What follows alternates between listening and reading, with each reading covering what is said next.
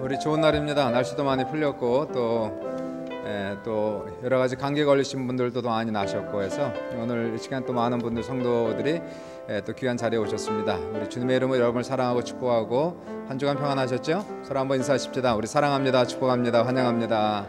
반갑습니다. 오늘도 은혜 많이 받으십시오. 고맙습니다. 감사합니다. 우리 성가대 감사하고요. 우리 찬양팀 감사하고 오늘 예배를 섬기는 모든 분들께 진심으로 감사하고 예배 오신 귀한 성도들에게 오늘도 주의 은혜와 주의 말씀의 은혜가 넘칠 수 있기를 주의 이름으로 축복합니다. 오늘 말씀은요, 요한복음 15장 1절에서 11절 말씀을 골라봤습니다. 제목은 예수는 포도나무, 나는 가지라는 제목으로 같이 은혜를 받도록 하겠습니다. 말씀이 뜨는 대로 우리 같이 교독합시다. 나는 참 포도나무요 내 아버지는 농부라.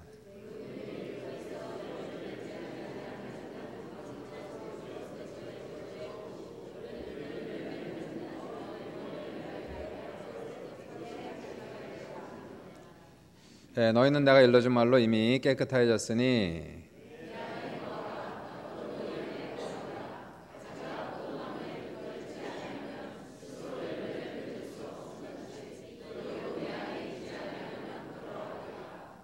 나는 포도나무에 너희는 가지라. 그가 내 안에 내가 그 안에 거하면 사람이 열매를 많이 맺나니 나를 떠나서는 너희가 아무것도 할 수 없음이라.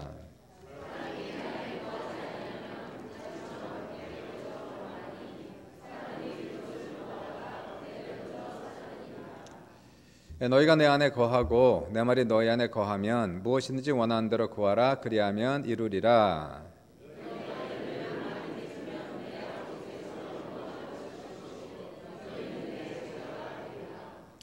아버지께서 나를 사랑하신 것 같이 나도 너희를 사랑하였으니 나의 사랑 안에 거하라.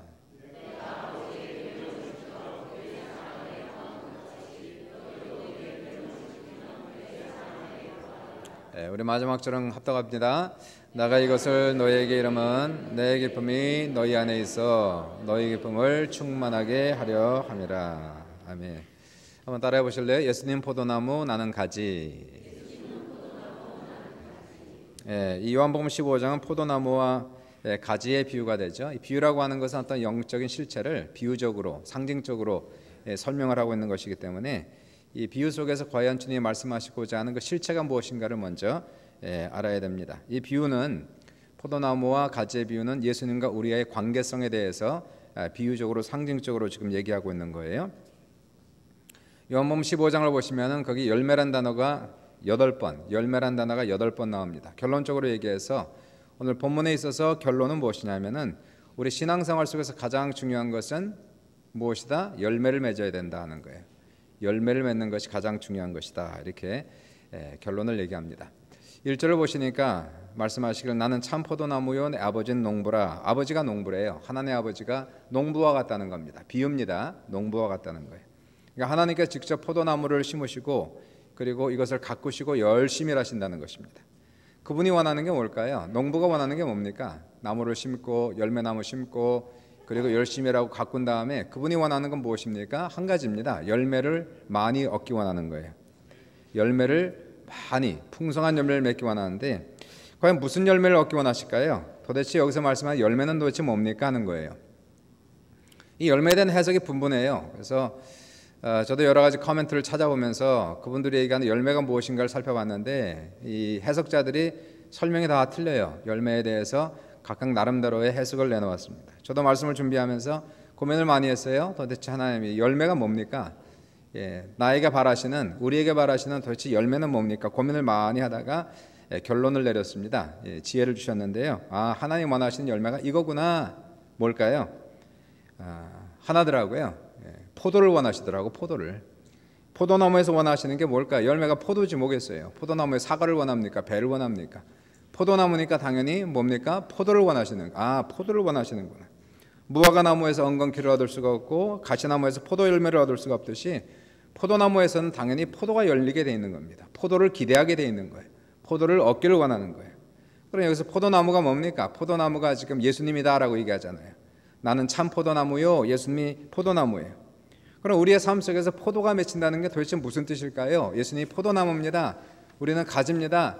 그리고 포도가 맺힙니다. 다시 말하여 우리 안에 그리스도의 형상이 이루어지는 걸 얘기하는 거예요. 그리스도의 모습이 나타나는 것, 나의 삶에서 그리스도의 형상이, 그리스도의 모습이 확실하게 드러나는 것, 이것이 바로 열매다라고 얘기할 수 있는 겁니다. 어떤 목사님이 그런 설교가 아니었네요. 어떤 기사를 쓴 걸 제가 읽었는데 지난주였어요. 설교라고 하는 것은, 그러면 설교에 대한 얘기를 하니까 저도 목사니까 또 관심이 있지 않습니까? 설교가 뭔가, 설교는 그분 얘기에 의하면 김남중 목사님이었던 것 같아요. 그분이 설교는 성도들의 마음속에 그리스도의 형상이 이루어지도록 수고하는 것입니다, 이렇게 썼는데 그 말씀이 참 마음에 와닿았어요. 설교는 마치 그리스도의 형상이 이루어지도록, 오늘도 성도들의 마음속 그리스도의 형상이 나타나도록, 그리스도의 형상이 이루어지도록 수고하는 거구나, 작은 해산의 수고를 하는 거구나 하는 것을 그렇게 느꼈습니다. 그런데 신자들의 삶 속에서 그리스도의 형상이 나타난다는 것은 참으로 어려운 겁니다. 되게 어려운 거예요. 정말 힘듭니다. 정말 목회자로서 기도가 많이 되는데, 이 교회를 위한 기도를 많이 하고 또 성도를 위해서 기도하고, 물론 여러분을 위해서 기도하면서 문제가 있는 분은 문제를 위해서, 병 있는 분은 병을 위해서, 축복을 위해서 기도하지만 제가 가장 많이 기도하는 내용이 있다면 뭘까요? 새벽에 기도하는 내용은 하나님 우리 성도들의 믿음이 자라가게 해주십시오. 이것이 가장 많은 기도입니다. 무엇보다도 우리 교회에서 바라는 게 뭐겠어요? 하나님께서 예수 닮은 사람이 많은 것을 원하는 거 아니겠습니까? 우리의 언행 심사가 예수 닮은 모습, 예수 닮은 그러한 행동, 삶의 스타일, 그리고 또한 말투, 이런 걸 원하는 거지요. 하나님께서 주님을 많이 닮아가게 해주십시오. 우리는 전부 다, 여러분은 전부 다 원래는 신포도나무에 붙어있는 가지였어요. 그래서 신포도가 나왔습니다. 아무도 먹을 수가 없는 거예요. 세상에 포도가 나왔어요. 신포도가 나왔어요. 쓸모없는 포도가 나왔어요. 그런데 이제 예수를 믿음으로 말미암아 우리가 참 포도나무 대신 예수님께 접붙임을 당했다는 거예요. 그러므로 이제는 신포도가 나면 안 된다는 겁니다. 설사 지금은 신포도가 나와 점차적으로 포도나무 대신 예수님으로부터 영양분을 받아갖고 신포도가 점점 달아져야 된다는 거예요. 언젠가는 반드시 우리의 삶 속에서 참 포도가, 신포도가 아니라 단포도가 맺혀야 된다는 것입니다. 우리의 삶 속에서 언행심사가 바뀌어야죠. 꼭 교회 생활뿐만이 아니라 우리의 가정생활도, 직장생활도, 우리의 학교생활도, 관계도, 재정도 주님의 은혜를 받아서 우리의 삶 속에 점점 변하는, 그것이 바로 하나님 원하시는 포도 열매라고 지금 얘기하는 것이. 그러면 예수의 형상이 나타나야 되는데, 도대체 우리의 삶 속에서 그리스도의 형상이 어떻게 나타납니까? 어떻게 변화를 받는 겁니까? 도대체 어떻게 열매를 맺는 겁니까? 오늘 본문에서 1절부터 11절 보시면 거기에서 결론은 뭡니까? 열매를 맺으라는 거예요. 가지된 우리는 다 예수의 형상이 나타나고 예수의 열매가 나타나야 되는데, 오늘 본문에서는 여러 가지 방법들을 우리에게 알려주고 있는 거예요. 이렇게 해야 열매가 나타난다, 이렇게 해야 예수 그리스도 형상이 나타난다라고 오늘 본문에서 몇 가지를 우리에게 가르쳐주고 있습니다. 가장 중요한 게 뭘까요? 첫 번째입니다. 첫 번째, 예수 안에 거해야 된다 하는 거예요. 예수 안에 거해야 한다. 따라해 보십시오. 예수님 안에 거해야 합니다. 오늘 읽은 말씀 중에서 보시면은, 오늘 본문에서 보시면 거하라, 예수 안에 거하라, 너희가 거하면, 거한다는 단어가 10번 나오고, 붙어 있어라 한 단어가 2번, 똑같은 내용입니다. 비유니까, 상징이니까 표현은 틀리지만 내용은 같은 거예요. 붙어 있어라, 거해라, 이것이 전체적으로 12번이 나오는 거예요. 거해야, 붙어 있어야 열매를 맺을 수가 있다, 열매가 나타날 수가 있다라고 얘기하는 겁니다. 가지가 양분을 공급하는 포도나무에 붙어 있듯이, 철석같이 붙어 있듯이 우리도 예수님께 그렇게 붙어 있어야 된다는 거예요. 그냥 붙어 있는 게 아니라 붙었다 떨어졌다 하면 안 되는 겁니다. 붙었다 떨어졌다 하면서 어떻게 양분을 얻을 수 있으며 어떻게 열매가 나올 수가 있겠어요? 마치 가지가 1년 내내 365일 비가 오나 눈이 오나 바람이 불어도 폭풍이 쳐도 가지는 목숨을 걸고 나무에 붙어 있듯이, 그래야 열매가 맺는다는 거예요. 우리도 그렇게 붙어 있어야 된다는 겁니다.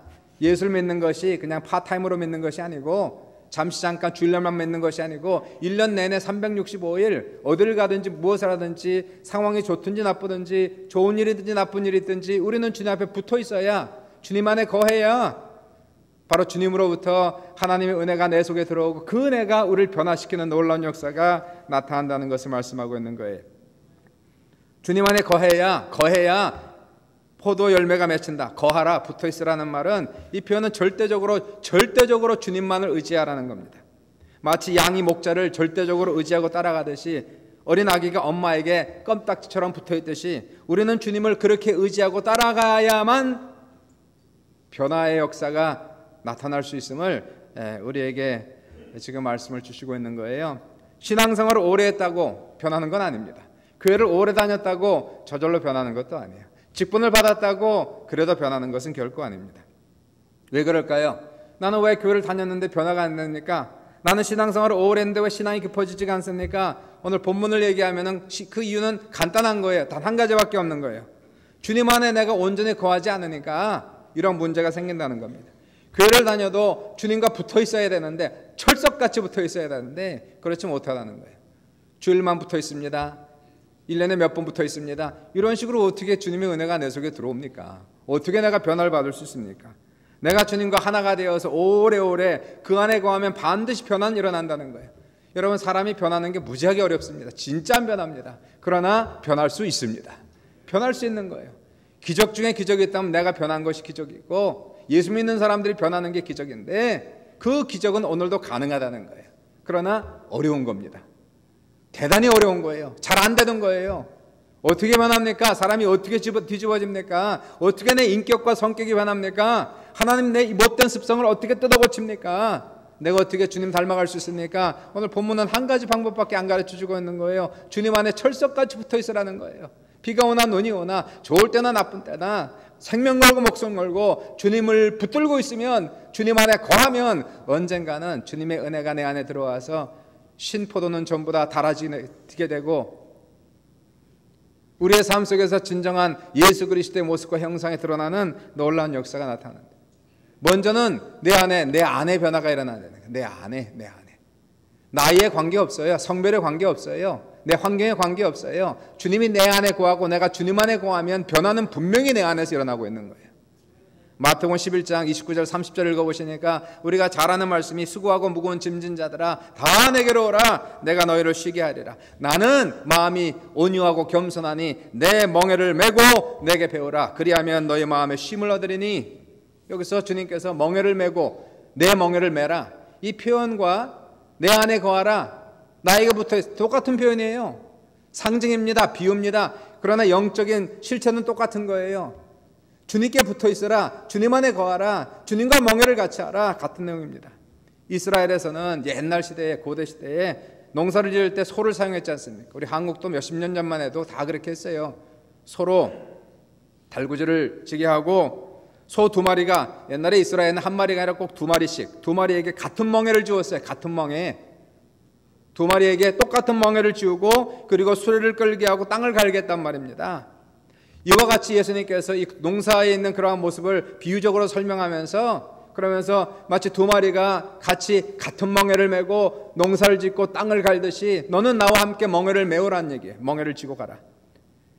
그러면은 힘센 소가 끌고 가는 거 아닙니까? 예수님께서 다 끌고 가는 거예요. 우리는 연약한 소, 불쌍한 소, 우리는 힘이 없는 소. 그래서 주님이 그 멍에를 쥐고 갑니다. 멍에를 메고 다 가는 거예요. 내 인생 속에서 내 재정도 끌고 가시고 내 가정도 끌고 가시고 내 관계도 끌고 가시고 다 끌고 가고 나는 주님을 따라가는 거예요. 주님과 동행하는 거예요. 주님과 교제하는 거예요. 필요하면 주님의 도움을 구하는 거예요. 주님 도와주세요. 나는 힘이 없어요. 연약해요. 주님 도와주세요. 그러면 주님께서 나를 도와주시면서 내 인생을 끌고 가시는 거예요. 그러면 어떻게 된다고요? 마음에 쉼을 얻는다는 거 아닙니까? 그냥 내가 끌고 가려니까 힘이 든 거예요. 염려와 걱정과 근심이 많은 거예요. 인생에 풀리지가 않는 거예요. 주님이 끌어주신다는데 내가 끌고 가는 거예요. 내가 앞서가는 거예요. 주님께서 내 멍에를 메고 내게 배우라. 그러면 내 마음에 쉼을 얻을 것이다. 평강을 얻을 것이다. 안식을 얻을 것이다. 그리고 나서 나는 마음이 온유하고 겸손한 그분과 함께 가니까, 교통하니까, 교제하니까 부부가 오래 살면 닮아지잖아요. 말하는 것도 생각하는 것도 비슷해지는 거 아닙니까? 하물며 우리가 주님과 평생 동행하는데 1, 2년 믿고 우리가 파타임으로 믿고 그만둘 거 아니지 않습니까? 하나님을 믿되 평생을 믿고 가는 거 아니에요. 1년 내내 365일 주님과 동행하면서 가는데 하물며 그렇게 가는데 우리가 주님을 안 닮아간다고요? 그것은 주님과 동행하지 않는다는 겁니다. 주님과 멍에를 같이 하지 않고 있다는 거예요. 주님 안에 거하지 않고 있다는 거예요. 주님을 믿고 의지하고 따라가고 교통하고 교제하고 주님 없이 난 살 수 없어요. 주님과 같은 멍을 배우고 가시면은 주님이 말씀하시긴 나는 마음이 온유하고 겸손해. 그러면 나도 주님 닮아서 온유해지고 겸손해진 놀라운 역사가 나타나는 것이고 신포도주가 점점 달아지는 것이고 참 포도주가 맺히는 놀라운 역사가 나타나는 거예요. 5절 보시니까 예수님 말씀하시길 나는 포도나무에 너희는 가지라. 그가 내 안에 내가 그 안에 거하면 사람이 열매를 많이 맺나니 나를 떠나선 너희가 아무것도 할 수 없느니라 이 말씀하세요. 여러분 정말 그렇게 생각합니까? 그렇게 느끼며 살아갑니까? 난 주님 없이는 아무것도 할 수 없습니다. 정말이에요. 주님이 내 안에 거하지 않으면, 주님이 내가 주님 안에 거하지 않으면 절대로는 아무것도 할 수 없습니다. 나는 결코 포도를 맺을 수가 없습니다. 주님을 떠나면 내 인생은 아무것도 아닙니다. 주님은 내 인생의 해요, 내 인생의 생명이요, 나의 소망이시요, 내 인생의 천부시요. 주님은 나의 머리요, 나의 왕이요, 나의 등불이요. 주님 없이는 하루도 한 시간도 살 수가 없습니다.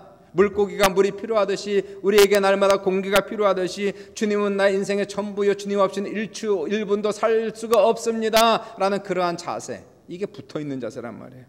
이러한 자세로 주님 안에 거하고 주님을 붙잡으면 내 안에 놀라운 변화가 일어날 수밖에 없는 거예요. 일어나지 않는 게 기적이지. 포도나무 되신 주님, 그분 안에 모든 신성이 다 들어가 있는 거예요. 하나님의 지혜와 하나님의 능력과 주님의 은혜가 예수 안에 있는데, 내가 예수를 붙들고 있으면 예수 안에 접붙임을 당하고 주님 안에 거하고 있으면 주님의 은혜가 내 안에 흘러 들어와서 은혜가 나를 변화시켜 주기 시작합니다. 염려 걱정이 사라지고 내 안에 하늘이 주시는 평강이 넘치게 됩니다. 예수 그리스도의 사랑이 내 안에 들어와서 용서할 수 없는 사람을 용서하게 되고, 사랑할 수 없는 사람을 사랑하게 되고, 안아줄 수 없는 사람을 안아주게 되고, 내가 먼저 악수를 청하게 되고, 이기적인 사람이 다른 사람을 먼저 생각해주고 친절하게 되고, 그의 성품이 내 안에 들어와서 온유해지고 겸손해진 역사가 누구에게? 예수 안에 있는 사람에게, 예수께 붙어있는 사람에게, 철석같이 주님을 의지하는 사람들에게 나타난다는 거예요. 우리 신앙의 성공의 열쇠가 있어요. 신앙의 성공의 열쇠는 어디 있을까? 내 열심에 있는 게 아닙니다. 내 열심으로 뭘 하겠어요? 내 열심으로 하늘의 별들을 만들겠습니까?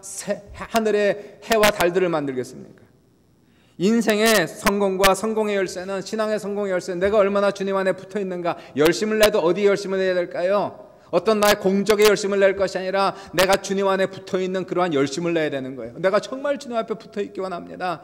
하나님 정말 주님 안에서 1분도 떨어지기 원치 않습니다. 주님 안에 100% 거하고 주님만을 바라보고 의지하는 그러한 열심을 내면은 변화가 생기는 거예요. 변화가 없어요? 열매가 없어요? 안 변해요?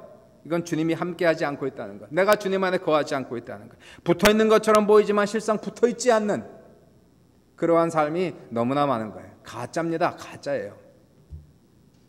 신앙생활 속에서 많은 은혜가 있어요. 이러한 저런 은혜가 있지만 정말 가장 큰 은혜가 있다면 주님의 은혜로 말미암아 내가 주님 안에 거하고 있다는 은혜보다 더 큰 은혜는 없는 거예요. 주님의 은혜가 강물처럼 흘러요. 내가 주님의 은혜를 먹고 마셔요. 주님의 은혜가 강물처럼 내 눈에서 내 눈물로 흘러나가고 있어요. 하나님의 은혜, 말로 다 할 수 없는 은혜, 이 은혜를 내가 받기 위해서는 주님의 은혜 안에 붙어있고 그 은혜가 내 안에 흘러들어오면 그 은혜가 사람을 바꾸고 성격을 바꾸고 가정을 바꾸고 관계를 바꾸고 인생 전반의 모든 가치관과 내 인생의 모든 걸 바꾸고, 그러므로 누구든지 그리스도 안에 있는 자는 새로운 피조물이라 이전 것은 지났으니 보라 새 것이 되었도다라는 그러한 환호를 지를 수가 있는 거예요. 붙어있어야 됩니다. 주님 보이지 않아도 계신 분이에요. 내 안에 계신 분, 내 인생의 전체가 되시는 분, 이분을 붙들고 승리하는 여러분 되실 수 있길 주의 이름으로 축원합니다. 첫 번째는, 그러니까 결론은 뭡니까? 열매를 맺으라. 예수 형상에 나와야 된다. 예수 모습 닮아야 된다. 방법은 뭡니까? 주님 안에 붙어 있어라. 주님 안에 붙어 있어라. 두 번째 뭘까요? 나쁜 가지는 제거하라는 거예요. 나쁜 가지는 제거. 따라해보세요. 나쁜 가지는 제거하라. 인생에서 나쁜 가지는 제거하란 말이에요. 오늘 본문 2절을 보시니까 나옵니다. 무릇 내게 붙어있어 열매를 맺지 않는 가지, 열매 맺지 않는 가지는 아버지께서 그것을 제거해버리시고 무릇 열매 맺는 가지는 더 열매를 맺게 하려 하여 그것을 깨끗하게 하신다는 거예요. 우리의 삶에 있어서도 열매를 맺지 못하도록 방해하는 악한 세력이 작용하고 있는 거예요. 열매를 맺지 않습니까? 열매가 나타납니까? 안 변합니까? 문제는 하나님께 있는 게 아니죠. 하나님이 할 일은 다 하셨어요. 그분이 사랑하는 독생자 예수 그리스도를 보내시고 우리의 구세주가 되게 하시고 우리의 왕이 되게 하시고 하나님께서 하늘에 있는 모든 신령한 은혜와 축복을 우리에게 다 부어주셨는데 왜 안 변합니까? 그것은 나에게 문제가 있는 거예요. 나에게. 무슨 문제가 있어요? 붙어있지 않거나 붙어있는 척하면서 안 붙어있거나 제대로 안 붙어있거나 거하지 않고 있거나, 두 번째는 여기에 열매 맺지 못하는 가지들이 많은 거예요. 열매 맺지 못하는 가지들이 너무 많은 거예요. 내 삶 속에서 열매 맺지 못하도록 방해하는 악한 세력과 가지들이 너무너무 많아요. 그게 뭘까요? 마음의 상처, 교만, 교집, 아집, 불신, 의심, 불순종, 이러한 세력들이 있으니까요, 주님의 은혜가 들어와도 그걸 막는 거예요. 부인하는 거예요. 거절하는 거예요. 싫다는 거예요. 하나님의 은혜가. 이러한 것들이 내 안에 각차 있는데 어떻게 신앙이 자라갈까요? 어떻게 신앙이 성장할까요? 깊어갈까요? 신앙은 항상 제자리 걸음을 하는 거예요. 항상 거기요. 오늘도 내일도 올해도 내년도 영원히 똑같아요. 어제나 오늘이나 영원토록 동일합니다. 여전히 안 되는 거예요. 여전히 안 돼. 교회를 100년 다녀도 변화가 안 되는 거예요. 변화가 안 돼요. 문제는 내 안에 뭐가 있는 거예요. 내 안에 뭐가 있어요. 내 안에 뭔가 하나님의 은혜를 방해하는 세력이 있는 거예요. 뭐가 안 되는 거예요. 이러한 것들을 제거해야 되는데 하나님께서 감사하게도 하나님께서 2절 보시니까 스스로 당신이 제거해 주시겠다라고 하니까 얼마나 감사한 거예요. 제거하는 과정은 아프죠. 잘라내야 되니까, 우리의 인생의 부분을 잘라내야 되니까, 못된 것들은 잘라내야 되니까 과정은 아프지만 절대적으로 우리가 예수 믿고 성장 성숙하기 위하여 열매 맺기 위해서는 절대적으로 필요한 과정이 프루닝, 잘라내는 과정이라는 얘기예요. 예수님이 싫어하는 것이 모양은 있는데 무늬는 있는데 열매가 없는 걸 너무너무 싫어합니다. 예수님께서 마가복음 11장을 보시니까 어느 날 시장하셔서 무화과 나무 중에서 특별히 잎사귀가 많은 무화과를 찾아갔는데 하필이면 그 무화과에 열매가 하나도 없는 거예요. 아니, 하나도 없는 거예요. 하나도 없어. 어쩜 그렇게 열매가 없을 수가 있어요. 잎사귀가 많은데 열매가 없으니까 예수님 저주하시기를 내가 다시는 열매를 맺지 못하리라 하고 나무는 뿌리채 말라버립니다. 주님이 싫어하는 거예요. 차라리 그러면 잎사귀가 없든가. 잎사귀 없고 하나님 내 모습이 이 모양 이 꼴입니다. 나는 이렇게 부족하고 연약합니다. 나는 아무것도 아닙니다. 이렇게 나가든가. 그냥 잎사귀는 무성해갖고 뭐가 있는 거는 같은데 아무것도 없는, 이런 것을 허영이다고 얘기해요. 영적 허영이다라고 얘기하는 거예요. 이러한 허영을 너무너무 싫어합니다. 하나님. 정직하든가 회개하든가 아니면 정말 열매를 맺든가. 그래서 예수님께서, 우리 주님 농부 되신 우리 하나님 아버지께서 우리를 보시고 우리의 삶 속에서 필요 없는 가지들을 잘라주시겠다는 거예요. 얼마나 감사합니까? 히브리서 12장 5절부터 11절 읽어보시니까 내 아들아 주의 징계하심을 경히 여기지 말고 그에게 꾸지람을 받을 때에 낙심치 말라. 주께서 그 사랑하는 자를 징계하시고 받아들이는 아들마다 채찍질 하심이라. 너희가 참으면 징계를 받기 위함이라. 하나님이 아들과 같이 너희를 대우하시나니 어찌 아버지가 징계하지는 아들이 있으리요. 징계는 다 받는 것이거늘 너희에게 없으면 사생자의 친아들이 아니니라. 무릇 징계가 당시에는 즐거워 보이지 않고 슬퍼 보이나 후에 그로 말미암아 연단받은 자들은 의와 평강의 열매를 맺느니라. 징계를 받는 사람이 있다면 감사하시고 기뻐하십시오. 그것은 하나님의 자녀라는 것을 증거하는 확실한 증거가 하나님의 징계라는 거예요. 여러분, 하나님께서 우리와 관심이 없다면, 관계가 없다면 왜 우리에게 관여를 하겠습니까? 왜 징계를 하시겠습니까? 우리 인생 속에서 우리 자식들은 우리가 간섭하는 거예요. 꾸지라는 거예요. 때로는 필요하다면 채찍을 드는 거예요. 남의 자식이 잘못하는데 내가 뭐 하려고 그 아이들에게 뭐라고 얘기하겠어요? None of my business. 내 자식이 아니면은 그건 아무리 그 아이가 망난이라고 해도 얘기하면 안 되는 거예요. 간섭하면 안 되는 거예요. 부모가 알아서 해야지 왜 내가 그 얘기합니까? 잘못 가도 그건 부모의 책임인 거고 자식의 책임인 거고요. 나의 책임은 뭘까요? 내 자식은 내 책임이라는 거예요. 어렸을 때는 그래도 아이들에게 간섭하고 관여하고 잘 때라고 자꾸만 얘기하고, 그것도 안 되면 때로는 가끔이라도 몽둥을 들기도 하고, 그것이 부모의 사랑이라는 것이, 부모의 징계라는 거예요. 만약에 하나님이 우리가 잘못 갔는데도 불구하고 불순종한데도 불구하고 그래 잘 살아라, 그렇다면 그것은 사생자라는 거예요. 우리는 하나님의 자녀가 아닙니다. 그 사람은 하나님의 사랑을 받는 사람이 아니에요. 죄를 지으면서도 인생이 잘 풀립니까? 그것을 축복이라고 생각합니까? 그것처럼 저주가 없는 거예요. 그렇게 살다가 마지막 지옥에 가느니 차라리 내가 하나님 앞에 두들겨 맞고 하나님의 채찍을 맞고 돌아서고 회개하고 오늘 마지막 찬양도 나오지만 여호와께 돌아가자, 여호와께 돌아가자. 호세아가 하신 말씀처럼 주님께로 돌아가는 것이 하나님의 축복이라는 사실을 믿으시기를 주님의 이름으로 축원합니다. 그러므로 우리 인생 속에서 뭔가 잘 안 될 때에, 뭔가 꼬일 때에, 아무리 내가 원해도 해결되지 않을 때에 스스로 우리는 물어봐야 되는 거예요. 도대체 뭐가 잘못되고 있을까? 하나님이 잘못한 거 아무것도 없는 거예요. 하나님이 전지전능하시고 무소부재하시고 사랑이 많으시고 은혜가 많으셔서 하나님이 하실 수 있는 모든 것을 다 했는데도 불구하고 내가 오늘날 축복을 받지 못하고 있습니까? 내가 오늘 이 시간 문제가 해결되지 않고 있습니까? 왜 내 인생에 이렇게 어려움이 계속 진행되고 있습니까? 스스로 자문자답해야죠. 도대체 뭐가 잘못되고 있는 것일까? 혹시 내 안에 불순종이 있는가? 수문제가 있는가? 혹시 하나님이 싫어하는 일들을 내가 행하고 있는 것이 아닌가? 혹시 내가 순종하는 척하면서 순종의 이름으로 불순종하는 것은 아닌가? 내가 변하는 것이 무엇인가? 그리고 이러한 하나님의 채찍을 맞을 때 하나님 앞에 깨닫고 눈물을 흘리며 돌아오는 것처럼 그것처럼 큰 축복 없는 게 가지를 쳐내는 작업을 지금 하고 있는 거예요. 나쁜 가지는 쳐내야지 왜 그것을 붙들고 있습니까? 그 가지는 백해무익한 가지라는 것이. 주님께서 원해서 그 가지를 쳐내실 때 우리는 겸손해야 됩니다. 겸허해야 됩니다. 하나님이 우리에게 몽둥이를 들 때 우리는 좋은 자세, 아름다운 겸손한 자세를 가지고 때리세요. 때리려면 때려. 자꾸 맞아. 그런 사람은 자꾸 맞아. 하나님 왜 이렇게 날 때리고 그래요? 내가 뭐 잘못했어요? 이러한 자세는 계속 맞는 거예요. 안 되는 거예요. 안 풀리는 거예요. 하나님께서 사랑하기 때문에 우리의 간섭하시고 관여하시고 그러다가 안 되면 때로는 아프지만 가지를 쳐낼 때 우리는 하나님 앞에 겸손히 엎드려 회개하고 하나님 용서해 주세요. 잘못했어요 하는 사람은 하나님의 긍휼하심을 받는 거예요. 그리고 우리 삶 속에서 비로소 좀 느리지만 그래도 비로소 첫 열매가 나오기 시작하는 거예요. 주님 닮은 그러한 형상으로 화해지고 영광에서 영광으로 믿음에서 믿음으로 은혜에서 은혜로 점점 발전하는 그러한 역사가 나타날 수 있기를 주님의 이름으로 축원합니다. 제거해야 돼요. 세상 줄은 끊어야 돼요. 욕심은 버려야 되는 거예요. 교만은 꺾어야 되는 거예요. 하나님께서 하실 때에 그때 감사해야 되는 거예요. 하나님이 사랑하셔서 세상에 나아가 내가 욕먹지 않게 하기 위하여 하나님 믿는 사람으로서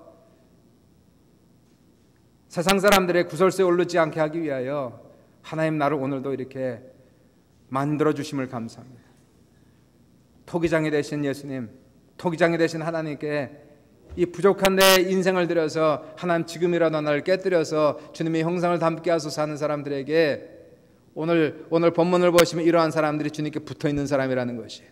주님이 때릴 때에도 우리는 주님께 목숨 걸고 붙어 있어야 됩니다. 하나님 나는 주님을 놓을 수가 없습니다. 결코 주님을 놓을 수가 없습니다. 인생에 잘 될 뿐만이 아니고 인생에서 어려움이 따라와도 환난이 따라와도 우리는 주님을 생명 걸고 붙어 있을 때에 하나님께서는 그러한 사람을 통해서 비로소 예수 형상이 나타나게 하시고 변화의 기적의 역사가 나타나는 놀라운 축복의 역사들이 우리 모두에게 나타날 수 있기를 주님의 이름으로 축원합니다. 마지막 세 번째예요. 어떻게 하면 내 삶 속에서 열매를 맺을 수 있습니까? 어떻게 하면 열매가 예수 형상이 어떻게 나타납니까? 세 번째 따라해 보시죠. 순종해야 합니다. 10절을 보시니까 나와요. 10절에 말씀하시기를 내가 아버지의 계명을 지켜 그의 사랑 안에 거하는 것 같이 너희도 내 계명을 지키면 내 사랑 안에 거하리라 말씀하는 거예요. 순종은요 너무너무 중요한 신앙생활. 순종은 신앙의 꽃이요 신앙의 열매라고 할 수 있는 거예요. 주님이 원하시는 결국 순종입니다. 순종을 가는 거예요. 순종. 우리는 순종을 통해 주님 안에 거하는 것이고 순종은 내가 주님 안에 거하고 있다라고 하는 유일한 증거, 확실한 증거, 궁극적인 증거는 순종밖에 없어요. 순종이 없으면 그 사람 안 붙어 있는 겁니다. 순종하지 않는 사람은 주님을 사랑하지 않고 있는 거예요. 순종하지 않는 사람은 주님을 경외하지 않고 있는 거예요. 우리가 말로는 주여 주여 하면서 주님이 말씀하는 걸 듣지 않는 사람들이 주님을 주님이라고 인정한 것입니까? 결코 그런 건 아닌 것이에요. 정말 예수가 주님이시라면 그분이 내 인생의 왕이시라면 그분이 내 인생의 주권자라고 우리가 믿는다면 주님의 말씀에 순종하는 자 과연 그 사람이 주님을 사랑하여 경외하는 자이며 주님 안에 거하는 자이며 이러한 사람을 통하여서 신앙의 열매와 꽃이 맺히는 놀라운 역사가 우리의 삶 속에 넘치는 거예요. 때로는 순종이 어렵습니다. 그것이 시험이에요. 순종이 시험으로 다가올 때가 있어요. 언제요? 순종이 너무너무 힘들 때에 너무너무 어려울 때에. 이것이 관문입니다. 신앙의 관문. 이럴 때 내 생각 내려놓고 순종의 훈련과 연습을 피나는 순종의 훈련과 연습을 하는 사람만이 묵직한 신앙생활을 하는 거예요. 뿌리 깊은 나무가 되는 거예요. 사시사철 열매를 맺는 그러한 나무가 되는 거예요. 아브라함은 순종으로 말미암아 그의 믿음이 완성되었다라고 야고보서 2장에서 말씀하고 있어요. 하나님께서 아브라함의 순종을 시험하셨어요. 창세기 22장 2절을 보시니까 너는 내 아들 내 사랑하는 독자 이삭을 데리고 모리아 땅으로 가서 내가 네게 일러준 산 거기서 그를 번제로 드리라. 이해가 되지 않는 명령이에요. 감당할 수 없는 하나님의 말씀이에요. 그러나 아브라함은 순종을 해요.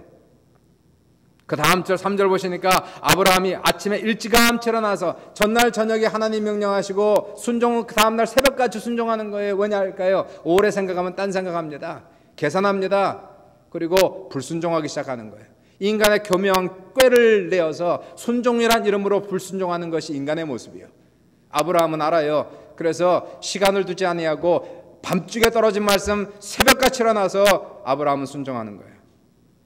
나귀 한 장을 지우고 두 종과 그의 아들 이삭을 데리고 번제 쓸 나무를 쪼개가지고 떠나 하나님이 자기에게 일러주신 곳으로 가다니, 그리고 번제를 만들고 이삭을 구에 올려놓고 칼을 들려 치료할 때 하나님이 그를 부르시지 않습니까? 12절에 내가 내 아들 내 독자라도 내게 아끼지 아니했으니 내가 이제야 내가 하나님을 경외하는 줄 아노라.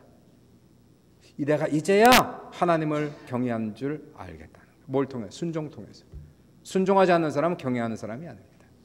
정말 하나님을 하나님으로 인정하고 경외하는 사람은 하나님께서 죽으라고 그러면 죽는 거예요. 하나님께서 가라고 그러면 가는 거예요. 이 사람이 정말 하나님을 하나님으로 인정하는 사람, 하나님으로 모시고 살아가는 그러한 사람이라는 것이에요. 하나님 앞에 이러한 순종으로 자기의 믿음을 완성시켰더니 하나님께서 아브라함에 엄청난 축복을 주시는 거예요. 불순종하는데 어떻게 축복이 옵니까? 불순종하는데 어떻게 기도 응답이 옵니까? 안 오죠. 불순종하는데 어떻게 문제 해결이 됩니까? 하나님 원하시는 것은 순종해라, 순종해라, 순종해라. 하나님 앞에 순종의 제사를 드리고 순종의 시험과 관문을 지나가면 하나님께서 감당할 수 없는 하나님의 축복을 부으신 놀라운 역사가 여러분 모든 성도들에게 넘칠 수 있기를 주님의 이름으로 축원합니다. 사울을 보세요. 사울. 아브라함은 순종의 심볼인가 하면은 사울은 불순종의 심볼이에요. 하나님께 사울에게 명령하지 않습니까? 나의 원수 아말렉을 쳐서 다 죽이고 한 사람도 살려두지 말라. 사울은 불순종해요. 전쟁을 일으키고 아말렉을 쳐서 이기고 그리고는 다 죽이라고 그랬는데 다 안 죽이고 가장 좋은 양과 가장 좋은 동물들을 취하고 살려두고 아말렉의 왕을 살려둡니다. 사울의 핑계, 사울의 계산은 뭐였을까요? 이 동물들은 내가 주님께 제사 드리기 위해서 남겨둔 것입니다.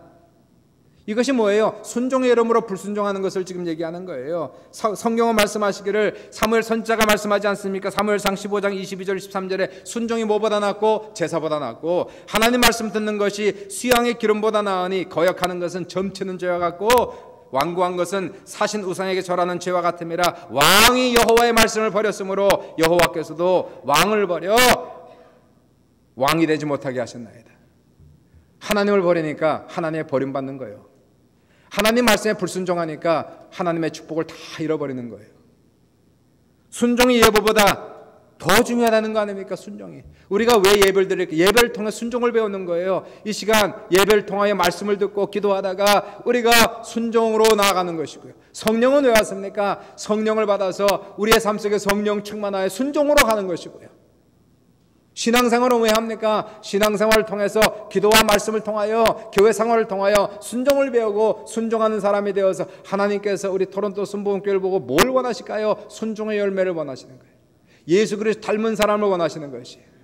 예수님, 순종의 제사를 드렸던, 자기 목숨을 들여 십자가를 지었던 예수님처럼 그 모습을 닮아가는 그러한 열매를 원하신 하나님께 우리도 순종의 제사를 드릴 수 있기를 주님의 이름으로 축원합니다. 순종이 예배보다 중요하대요. 미가서 6장 7절 7절 보시니까 여호와께서 천천의 순양이나 만만의 강물 같은 기름을 기뻐하실까? 천천 수양을 기뻐하실까? 만만의 기름을 기뻐하실까? 내 허물을 위하여 내 맏아들을 드릴까? 내 영혼의 죄를 말미암아 내 몸의 열매를 드릴까? 사람아, 주께서 선한 것이 무엇임을 내게 보이셨나니 여호와께서 내게 구하시는 것이 오직 정의를 행하고 인자를 사랑하고 겸손하게 내 하나님과 함께 행하는 것이 아니냐. 하나님이 원하시는 게 있네요.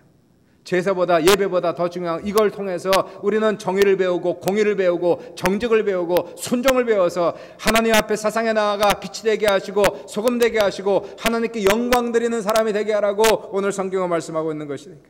순종하지 않고서는 결코 주님의 형상을 나타낼 수 없어요. 순종이 없이는 축복을 기대할 수 없어요. 순종 외에는 다른 길이 없기 때문에 순종, obedience. 우리는 순종을 위해서 결단을 하는 거예요. 순종이 왜냐하면 어렵기 때문에 그렇습니다. 순종이 어려워요.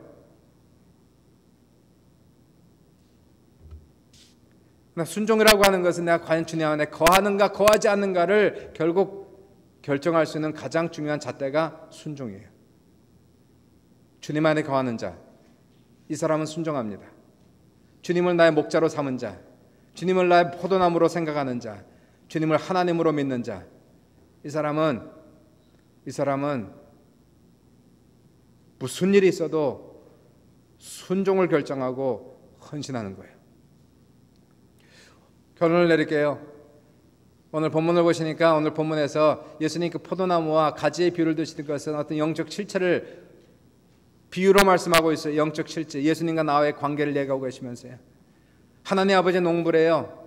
농부가 포도나무를 심었대요. 가꿨대요. 열심히 하라고. 농부가 땀 흘리면서 원하는 것은 오직 열매밖에 없다는 거예요. 우리의 삶의 열매, 우리 교회 열매를 원하신다는 거예요. 이 열매는 예수 닮은 겁니다. 예수 형상이 드러나는 것이에요.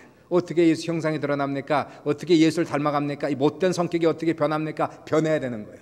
변해야 돼요. 무슨 일이 있어도 이를 악물고 우리는 우리의 못된 자아를 깨뜨리고 변하는 것이 하나님이 원하시는 그러한 열매라는 거예요. 어떻게 해야 됩니까, 주님? 내 힘으로 내 노력으로는 안 변하는 거예요. 부모가 자식을 변화시킬 수 없어요. 남편이 아내가 남편을 변화시킬 수 없어요. 오직 우리가 첫 번째 주님 안에 거할 때에 하나님 나는 못해요. 그러나 주님 안에 거합니다. 예수를 목숨 걸고 붙어 있어야 되는 거예요. 붙었다 떨어졌다가 아니라 1년 내내 360일 좋은 날이나 나쁜 날이나 길을 걸어갈 때나 가정생활할 때나 공부를 할 때나 모든 상황 속에서 오직 주님을 주님으로 모시고 의지하며 살아가는 것이 가장 중요한 것이고요. 하나님께서 못된 것들은 제거하십니다.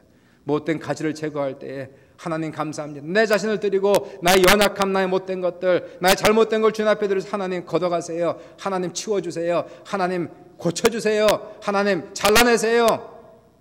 기도하고 하나님 앞에 나 자신을 드리며 나아가고 힘들고 어려워도 주님 앞에 순종으로 한 걸음 두 걸음 나아가는 사람은 천에 하나 변한다 할지라도 변하는 거예요. 사람은 만에 하나 사람이 변한다 할지라도 변하는 거예요. 변화는 가능합니다. 한 사람 변하면은 가정이 변하고 교회가 변하는 거예요. 한 사람 변하면 나라와 민족도 변화시킬 수 있는 놀라운 역사가 나타나는 거예요.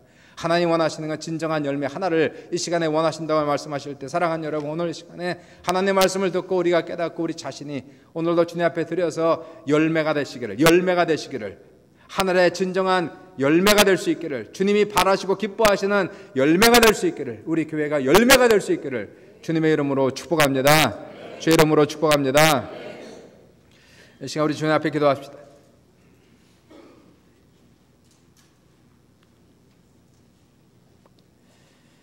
사랑하는 아버지 감사합니다. 찬양합니다. 우리가 주님을 믿은 지가 오래됐습니다. 이제는 변할 때가 되었고 가르칠 때가 되었고 이제는 주님의 제자가 되고 세상의 빛과 소금 될 때가 되었는데 아직도 변하지 않는 부분이 많이 있음을 용서해 주시고 아직도 신포도가 많이 나오는 것을 용서해 주시옵시고